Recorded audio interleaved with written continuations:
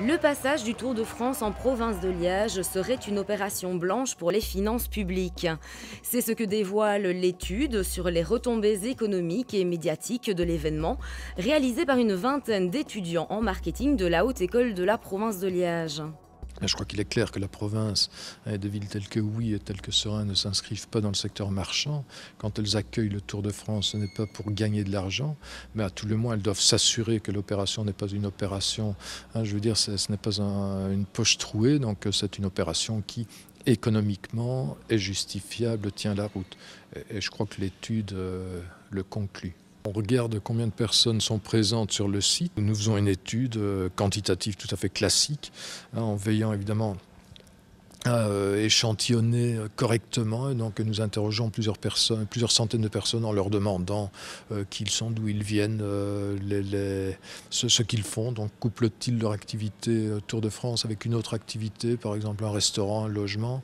On leur demande combien d'argent également, donc ils l'ont dépensé. À partir de là, on peut estimer des retombées en multipliant le nombre de spectateurs par les dépenses moyennes. Il est toutefois toujours délicat de tenter d'évaluer de façon précise les retombées globales d'un tel événement, que ce soit en termes économiques d'image ou de notoriété, mais il semble néanmoins possible d'en dégager tout de même quelques grandes lignes ainsi que des éléments de réflexion.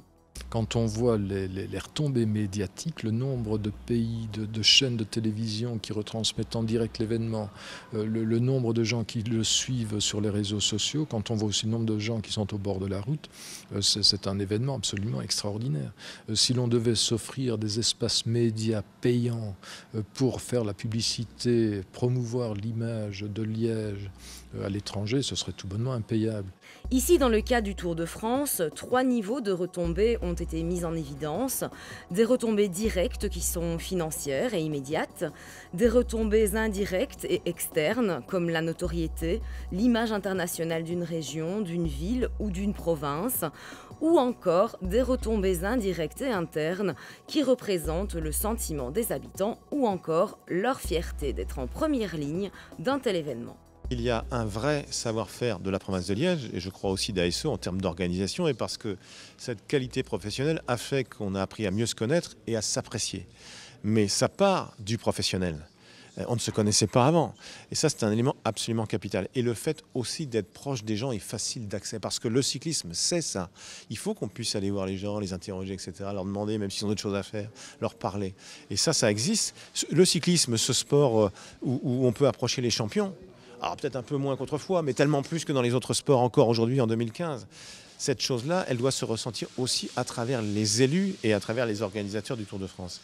Donc oui, le fait de bien se connaître, de mieux se connaître, de bien s'entendre, permet beaucoup de choses. Et nous, avoir des relais sur le terrain, c'est une chance inestimable. Et puis, la province de Liège permet à des collectivités qui ne pourraient pas accueillir le Tour, d'accueillir le Tour. C'est au total 3,5 milliards de téléspectateurs qui ont suivi le Tour de France 2015 et par la même occasion découvert notre province de Liège.